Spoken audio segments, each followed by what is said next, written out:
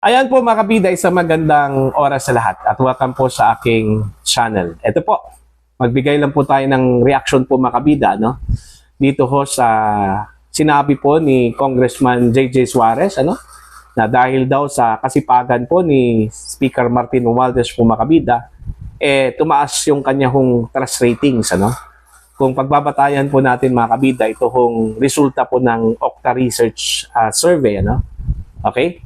Eto, babasahin ko lang po itong article po mula sa unofficial Ronald Bato de la Rosa mga kabida po. Pagtaas ng rating ni Romualdez sa Metro Manila at Visayas dahilan umano ng kasipagan ni Speaker. Ayon kay Congressman J.J. Suarez po mga kabida.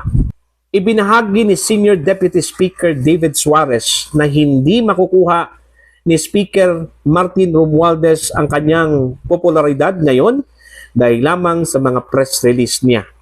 Ayon kay Suarez ay nakita umano ng tao ang kasipagan ng speaker kaya lalo itong tumaas sa trust rating.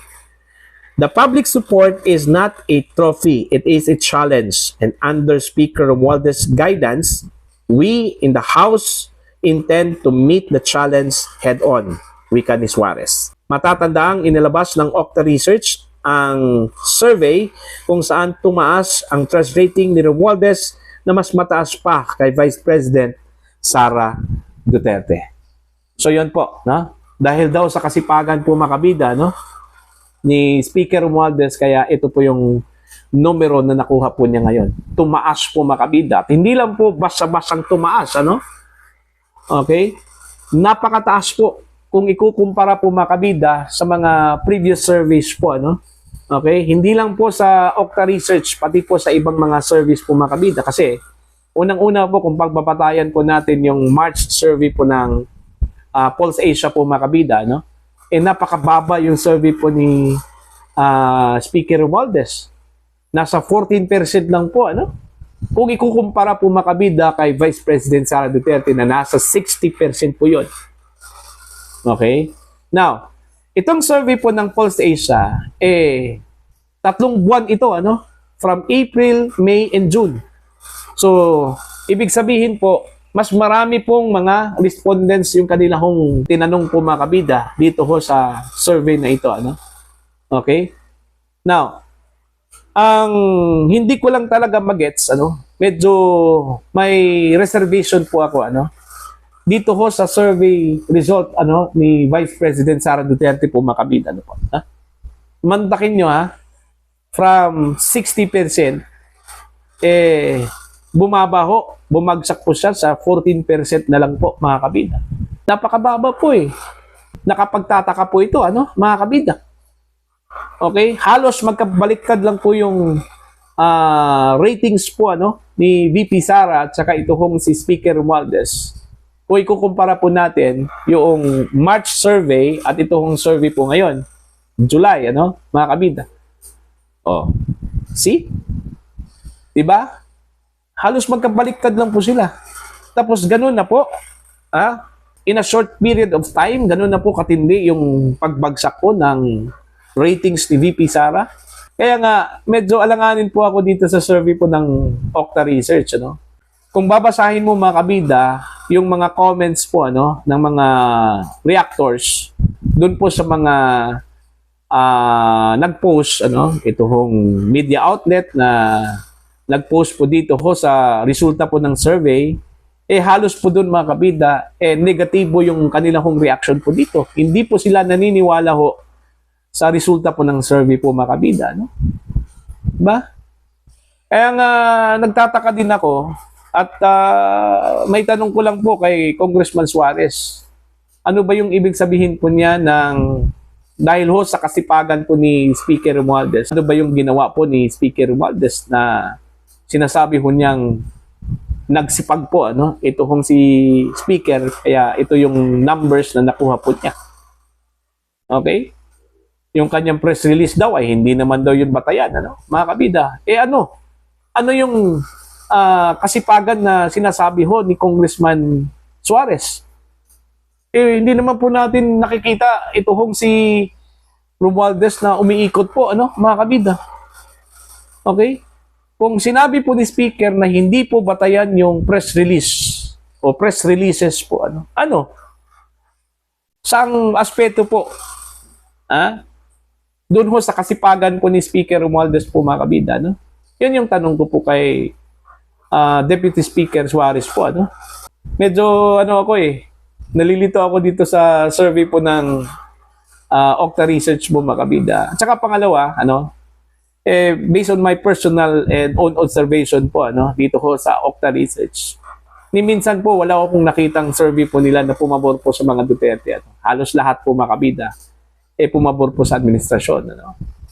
Okay, kaya nga hindi po nakapagtataka po, mga kabida, na ganito po yung resulta po ng survey po nila. Isa lang talaga, honestly, yung aking pinaniniwalaan na survey firm, ito lang talagang Pulse Asia po, mga kabida. Kasi nakikita ko kasi sa Pulse Asia yung kanilang independence at wala kong kinikilingan po, mga kabida. Kasi kung titingnan po natin yung mga past surveys po, kung ikukumpara natin yung dalawa, magkaiba eh.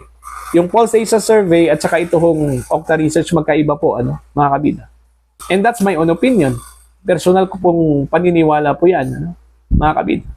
Basta ako, hindi naman po sikreto po, evident naman po masyado, mga kabida, na in terms of popularity po, mas popular ito hong si VP Sara kumpara po kay Speaker Romualdez. When it comes to trust ratings, mas mataas yung trust ratings para sa akin. Ito hong si Vice President Sara Duterte. Kung ikukumpara po, mga kabida, kay Speaker Romualdez. O, ito, maghanap po tayo ng common denominator po ito. So, ang common denominator po dito sa dalawa is corruption. Si Vice President Sara Duterte ay inakusahan po ng corruption po, mga kabida, dahil ho sa kanyang confidential fund. Kaya, andyan yung impeachment complaint, laban po sa kanya sa Senado po, mga kabida. Ito hong si Speaker Martin Romualdez po, mga kabida, na-involved din yung kanyang pangalan po, sa corruption po, dahil ho sa kontrobersiya po na kinakasangkutan po, mga kabida, ng House of Representatives. Ito lang 2025 national budget na napaka-controversial po, mga kabida. Ano pong ginawa po ng House po dyan? Alright? Marami hong na-discovering insertions, marami hong na-discovering mga blank items. In fact, yung petition po, mga kabida, against ho dito sa 2025 General Appropriations Act, nakabinbin pa rin, dyan po sa Korte Suprema. Hindi pa po natalakay po, mga kabida, ng mga maestrado po, Kaya hanggang ngayon, hanging pa rin ito hong issue po ng corruption dyan po sa House of Representatives. Ito lang expose po, ni Senator Panfilo Lacson, na meron pong 67 congressmen, mga kabida, involved ho sa mga projects, proyekto, kung saan sila po ay naging contractor po, mga kabida. Matindi na po yon. Alright? Yung pork barrel na sinabi po ni Senator Lacson na nakapaloob po, mga kabida, sa budget po ng DPWH, matindi na po yun. Diba? Kahit po sabihin po natin na hindi po direkta involved ito hong si Speaker Romualdez po, mga kabida. Okay? Pero since yung pork barrel po, para ho sa mga mambabatas po natin, both House, House of Representatives at ito hong Senado, damay pa rin ito hong si Speaker Romualdez kasi siya yung Speaker of the House, namumuno ho, mga kabida, sa House of Representatives. Po? Now, kung pagbabatayan po natin yung bigat, degree po ng kanila hong involvement dito ho sa corruption na ito, VP Sara versus Speaker Romualdez, matindi po itong kay Speaker Romualdez, Dahil ho, itong kay Vice President Sara Duterte, pinaka malaki po dito, yung questionable na 600 plus million pesos lang po, Samantalang ito hong House of Representatives, involved po dito, billions of pesos po, mga kabida, Kung pagbabatayan po natin, ito hong na-discovery po ni Senator Panfilo Lacson po, mga kabida, At ito hong si Congressman Sid Ungab, mga kabida. Again, uulitin ko, hindi ko sinabi na involved po itong si Speaker Romualdez po sa corruption, Pero since ang House of Representatives ay meron pong mga aligasyon po makabida patungkol ho sa corruption, ano, damay pa rin ito hong si Speaker Romualdez since siya po yung head at pinakamataas po na opisyal ng House of Representatives. Alright? So, yun lang po mga kabida, no? Para sa akin, itong survey na lumabas, ano, kung saan ay tumaas yung ratings po ni Speaker Romualdez at bumagsak itong ratings po mga kabida ni Vice President Sara Duterte. Hindi po ito reconcilable po ano, sa totoong ganap po mga kabida no, sa field. Okay? Whether they like it or not, mas popular pa rin si VP Sara mga kabida kumpara po kay Speaker Romualdez. So para po sa inyo, ano po ang inyong pananaw at reaction po dito? Ano? Please comment down. Sa mga hindi pa po subscribers sa akin channel, please subscribe. Just click the subscribe button, click the notification bell, click all para updated po kayo mga kabida sa aking mga uploads. Maraming salamat po sa inyo lahat.